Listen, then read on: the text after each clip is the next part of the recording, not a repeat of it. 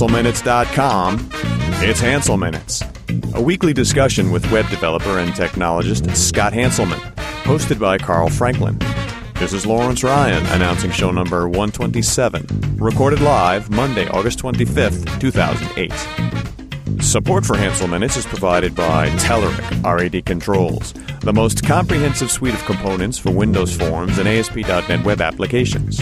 Online at www.telerik.com. Support is also provided by .NET Developers Journal, the world's leading .NET developer magazine. Online at www.sys-con.com. In this episode, Scott and Carl talk about what's new in .NET 3.5 Service Pack 1. Hi, this is Scott Hanselman, and this is another episode of Hansel Minutes, and I'm sitting down today with my good friend Carl Franklin. He's back again, and Yes. We're talking about .NET 3.5 Service Pack 1. Yes. As I like to call it, .NET 3.6. Yeah, but the should be. bosses don't Should like be. me calling it that. Should be .NET 3.6.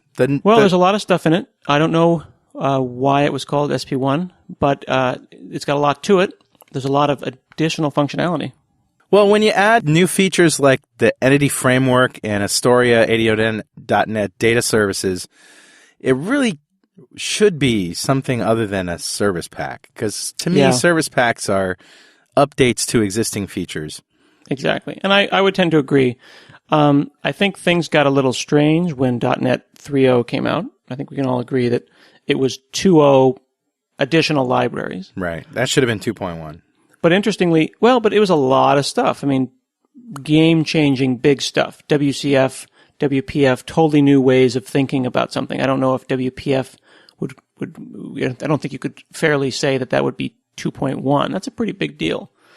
But 3.0, I don't know. Certainly it couldn't have been called, 2.0 plus pack. That wouldn't have done it justice. Well, I think the confusion there was that the framework was essentially, the CLR was essentially still 2.0. Right. But there was new features added to it. Exactly, because with 1.0 we had a CLR, 1.1 we had some bug fixes, and another CLR. Another CLR, interestingly enough, and then 2.0 we had a vastly different CLR. Yeah. People just kind of assumed, and I think it made sense. I think that the getting versioning right on something like that, when you've got the framework, the base class library, and additional libraries, is tough. It's just so big. Yeah. It is big. I would have called it probably 3.8. I think would have been a good number. But regardless, there's a lot of stuff in it, but it's important for people to remember that it's still .NET 2.0. So this is not only .NET 3.51 or 3.5 SP1, but it's also Visual Studio 2008 SP1. Right. So you can have a machine that's got .NET 3.5 on it, and then you can update it to 3.5 SP1. And then if you have a developer's machine that's got Visual Studio 2008, you would want to update Visual Studio itself to Service Pack 1. That would update, the development environment, and you get all sorts of new features there. And then the underlying CLR, the 2.0 CLR, is moving from Service Pack 1 to Service Pack 2. So they're fixing a lot of CLR bugs in the process as well. And I think that those things will hopefully get tidied up with .NET 4 or whatever they're going to call it in the future. And believe me, I've only worked at the company for, I think I'm a year next week, actually. I've been at the company 51 weeks. So let's talk a little bit about the Entity Framework. Yeah, the Entity Framework was an interesting one because this is the object relational mapper. Well, not just that, but it's a they're pushing it as a standard data model, the entity data model, which is going to be consumed by multiple Microsoft applications. And of course it is an ORM tool. Mm-hmm. They didn't do things, kind of an ORM. They didn't do things quite the same as some of the other mainstream ORMs did, and it's drawn its criticisms for not having this and that. There was a vote of no confidence, and the guys at the Alt.NET podcast had a very interesting podcast about that vote. This was basically a bunch of the Alt.NET guys got together and signed a petition, as well as a lot of other people, and they presented that petition to the team. It was a little dramatic, but I think that the point is that they want them to succeed. They want it to be better, and they didn't think that it made it there. Well, I talked to Franz Bauma with Richard today in a show, in a .NET Rock show that we're, Franz Bauma, excuse me, he corrected me on his pronunciation. He's the author of LLBL Gen, which is a very popular ORM tool.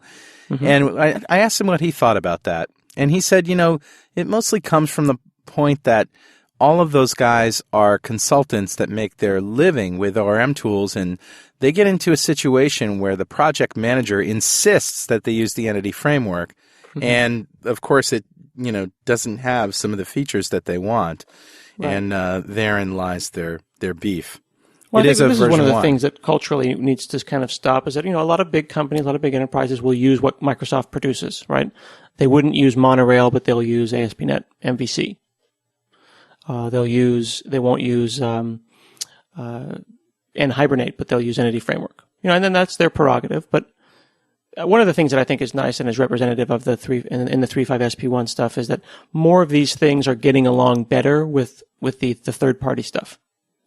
And Link is kind of the great equalizer, but you see that the stuff that Phil's doing with ASP.NET MVC is certainly getting along well with all the other third-party. Phil Hack, yeah. And actually, that's one thing to point out about Service Pack 1 of 3.5 is that it does not include ASP.NET MVC. There was some confusion about that. It was always intended that MVC would be a separate release or an RTW, release to web, at some point in a future month that ends in burr, like March burr. Or January burr. June burr. But yeah, a lot of people thought that they installed 3.5 SP1 and they said, wait a second, where's MVC? In fact, we did get some pieces of MVC and some artifacts like routing, which was a portion of MVC that was recognized early on as being really valuable and then pulled into ASP.NET Dynamic Data, and then ultimately was moved out of system.web.mvc.routing and pushed up. It's now system.web.routing. So routing itself is a part of ASP.NET proper now, and something that you can count on whether you use MVC or dynamic data or neither. So the next big feature, ADO.NET Data Services. Now, I know you've done a Hansel Minute show on this or two. Yeah, and I'm actually going to be going to Australia later this week, and I'm going to give a talk at TechEd Australia on ADO.NET Data Services, formerly Astoria. This is very exciting. I like it. I really think it's really cool because I spend many, many years trying to get data over WS Star. Right, and the web services stack. Exactly. People call it WS Death Star because it's just very imposing. There's a lot going on there. So what they've done here is they've simplified things and they've gone back to what they call just simple REST, which is representational state transfer, which is essentially HTTP. Basically present CRUD. Create, read, update, delete, over some common HTTP verbs like get, post, put, and delete. But also the concept that data, in this case, entities are resources, web resources. So any one entity should be addressable via a URL. I can pull back an Atom feed, an Atom pub feed of these different entities. So I could go and say, hanselman.com/northwind.service/products and get back a feed, a syndication feed in a syndication format where the payload for that feed is not a blog and not blog items, but rather entity XML rather, and a format that I could consume. What's cool about this is it makes, frankly, getting stuff over the web easier. They've got clients for Ajax. They're working on a client for Silverlight. You can very, very easily add these services using the same WCF add service reference right-click menu from Visual Studio that you're used to doing now, and make WinForms, web forms applications that very, very easily then bind to these collections. Basically, you've got link to REST, which is pretty sweet. Do you think that this is a pushback, a simplification, a pushback from the complexity of SOAP and particularly WSDL, but maybe SOAP, WSDL, UDDI, the whole WS stack? I used to. My knee-jerk reaction was that this was a rejection. But I'm realizing that it is simply different. It's a parallel track. It is CRUD. It's get, read, update, and delete. It's not necessarily message passing over SOAP with all of the headers and security and all the different extensions and the formalization of the SOAP protocol. Okay. I could see building systems that you would use both. It solves a problem. It certainly would solve the problem that I had, which was moving accounts and money around. I was trying to go and make web services like get account request would be a message and you'd pass it in to get accounts. And I was trying to model REST over this message passing format. And when I learned about REST, I said, well, this is what I was trying to solve. That doesn't mean it matches every problem. It just means it happened to match the one that I was working on. Also, a lot of team system improvements. I'm not really familiar with a lot of the team system stuff. I know that there's been a lot of improvements on the backside for the Team Foundation server, Service Pack 1. A lot of database and optimizations for big change sets. Yep, some version control fixes and automatically supporting non-solution controlled files, for example. Some work item tracking, Office 2007 integration using a ribbon. A source-safe migration tool, support for SQL Server 2008 with Team Foundation. Source-safe migration tool, wow. Yeah, so there's some really good stuff. Applause. Yeah. Yeah, the sooner we get off source-safe, the better the world will be. Yeah, and we used to say that about, okay, never mind. Of course. ASP.NET Dynamic Data. Yeah. I think that, all the MVC has gotten people not thinking about dynamic data. We did a talk with dynamic data with the PM, Scott Hunter, recently. And I'm starting to figure this thing out even more. I thought it was scaffolding. It's not scaffolding. It's more than that. I thought it was, a jump-starting way to make, more web forms faster. But they're going to be doing an MVC version, so you'll be able to generate, MVC-style pages. But you can just take a regular old web forms page, right? A regular old web forms project that you're already working on, drop a dynamic data manager control on that form, and drop a list view in, and you're starting to think about dynamic data. You don't necessarily have to go and make a quote-unquote dynamic data website. So they sort of pushed it as sort of scaffolding. Well, I think that the scaffolding demo was easy. This is one of the things that's difficult. You want to show someone something, you want to show them the elevator speech, right? There's nothing quite faster than file new awesome demo. I guess they also wanted to get the Rails crowd listening. Well, scaffolding is sexy. It's great to be able to get up and fast quickly. Up and fast quickly. What am I saying? It's nice to be able to just say, look, boom, Northwind site, build a whole website, no code. Right. But I've talked to Peter Blum, right? Peter Blum, I love Peter Blum. Yeah. Peter's awesome. Yeah, he is scary smart about this stuff. And something clicked for him a couple of months ago on dynamic data, and he just said, "Oh, this is something I can." And you watch the control vendors. This is a guy who is going to exploit the hell out of dynamic data. I believe it. And he's one of the guys who helped explain it to me, and it started to click. And I started to realize that this is a more interesting meta templating system, meta programming system than it is code generation. We've got lots of new videos up at asp.net/dynamic data talking about that, and I've got to figure out more effective ways to explain dynamic data to people, because it's so easy to just dismiss it and go, it's dynamic data. There's some new stuff in Ajax too, apparently. Yeah, Bertrand Leroy and those guys in the Ajax ASP.NET team added some browser history stuff. Now this is really, I don't quite get it because JavaScript still is magic to me, but basically they've got techniques to put points in history. Basically, they can do different techniques based on the browser, right? So they've actually got an abstraction layer over the top of a number of techniques. So, for example, you might have a tiny iframe that you can't see, and that iframe will navigate forward to other fake pages when you do an Ajax action. So you might, let's say you have an accordion control. The accordion control would be like the thing in Office or Outlook 2007. And you click from mail to calendar. You get to decide if you want the clicking on that accordion control to be a point in the history. So then it manages that and fools the browser into thinking that a forward navigation has occurred, such that you can then back up an Ajax, an Ajax or JavaScript style. Yeah, because that's been a particularly difficult thing to do in the browser with Ajax.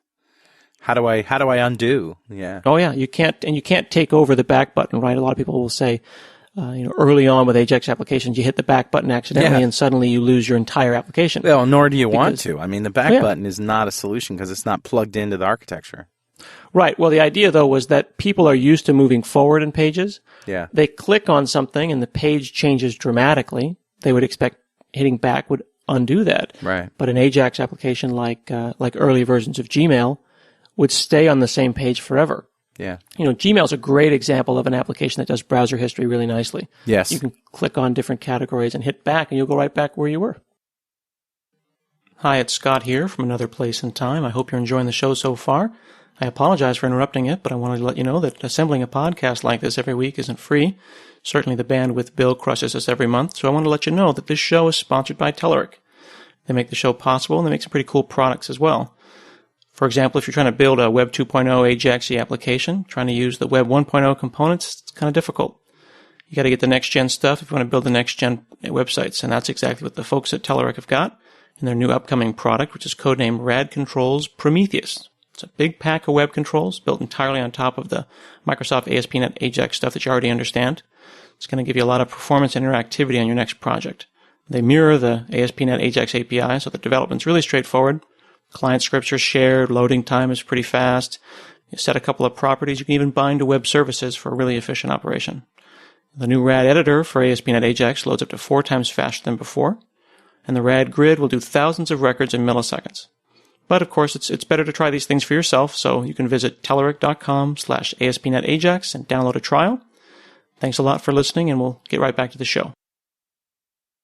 Hey, can I get off on a tangent for a second? Have you noticed some weird things with Gmail lately in the browser? In what sense?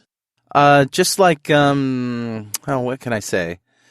I've noticed it's been a little slower lately. I had it down for a couple hours last week. Getting into circular errors?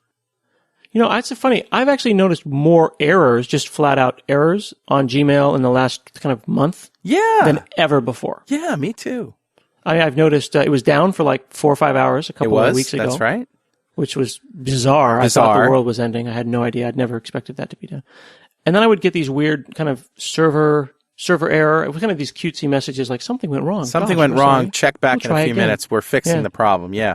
But I have these weird cyclical problems like I'll get into this situation where it keeps refreshing the page over and over again and nothing ever happens. And the box comes up that says, you know, in Internet Explorer, do you want to allow secure and non-secure items? And I'll keep pressing yes, and I have to switch to basic Google view. Apps for your domain? Yes. Okay, so I found that turning off the chat in Gmail will get rid of that error. Oh, really? Because I don't apparently use the that chat anyway. widget is insecure while Gmail is secure. Really? So if you go to the scroll to the very, very bottom of the browser, it says standard without chat. Well, that's and what mobile. I do. If I go to standard view, which is not the AJAX view, that's the only way that I can do that. And then after hitting standard, I can go back to the, or if I go to simple, basic HTML view, rather, and then back to standard view. That's the only way I can get around it. Try the standard view, the AJAX view, minus the chat widget. Yeah, I'm turning off the chat, that's for sure. And see if that makes it. It's interesting, though. You know, Google is seen as this, you know, perfect, simple little application that all the magic happens on the back end. And we don't realize they're a company like everybody else. Well, I think with their own problems. You know, it's interesting. You know, Microsoft certainly got its problems, and I know them as much as anybody. But I have noticed in the last 6 months, Google and Apple, kind of the shine has come off.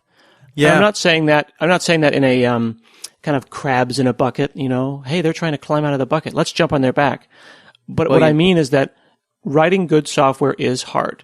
You know what happens. And it's just nice for people to realize that it's hard. You know what happens is they're finally getting critical mass, you know, the sort of numbers of customers that Microsoft is used to dealing with. And now they have to worry about backward compatibility and this kind of stuff that Microsoft's had to deal with forever. Sure. You know, this is what happens when you have millions and millions and millions of customers. I have a MacBook Pro. I'm using it right now. I think it's a great, wonderful, well-designed, beautiful machine. But it crashes regularly. Yeah, and I've got a MacBook Pro. I've also got a Mac Mini. The wife uses the Mac regularly to browse. I think of the Mac as my couch computer. That's the machine that's next to the couch, and I just grab it. Yeah. You know, Safari crashes all the time. It does. You know, bad plugins are bad plugins. Browsers crash. Well, I think a lot of Windows people have sort of bought into the hype from the other side that, oh, Macs are these perfect things that never crash and never have viruses and never have bugs and everything. I mean, that's what you would think from those freaking commercials. Well, you know, the only way that you can really get educated about this is to try different operating systems. Right. I mean, that's why I've got an Ubuntu machine, you know, and what's great about the Ubuntu machine, what's so funny about it is that the shell will crash, right? Like GNOME will crash, like the Explorer equivalent. But the kernel never dies, right? Because you know the machine's going, you can see the hard drive going, but you destroyed the UI, the X server is shut down, and you're back at the command line. Yeah. But hey, we digress. Oh, yeah. Vista's like that, too. Explorer will crash, and Vista will just keep going forever. Really quick, great feature that I love about 3.5 Service Pack 1, JavaScript IntelliSense. Yeah, dude. Yeah. This is huge. This is inside of Visual Studio. Yeah. Yeah, one of the things that Scott, I think this is Scott Goo's most favorite new feature because he talks about this one constantly. But this is the idea that you can annotate your JavaScript with enough information that it's able to give you really, really smart IntelliSense, and it'll work on jQuery, on Prototype, Scriptaculous, EXTJS, all that stuff. It's awesome. And particularly for jQuery, I think that Visual Studio Service Pack 1 really makes jQuery a joy. For anybody who's not using XML literals. Oh, yeah. And the whole well, there's also some other stuff that's kind of deep inside of Visual Studio that's subtle, Link but to XML, it's the kind of things that people care about. Like if you go Tools Options and go under the text editor, there's a whole new section under Formatting that you can basically set your preferences for how you want your JavaScript formatted, much like you want your C# or your VB formatted. So you can say things like, I want a completed block when I close a curly brace, or make spaces after comma delimiters. All the kind of stuff that once you have a page or two of code, you'd like it to be tidy. Yeah. And you'd like to be able to say, this is how I want my stuff formatted. It's buried. I mean, it's inside the depths, but for people who care about that stuff, it's cool that they're still paying attention, There's a lot of things we haven't talked about. The WPF and Visual Designer improvements. Yeah. Very cool stuff, like a writable bitmap that enables real-time bitmap updates from a software surface. Very cool stuff. Yeah, yeah. I mean, I'm not a WPF expert, but there's some very cool features in there.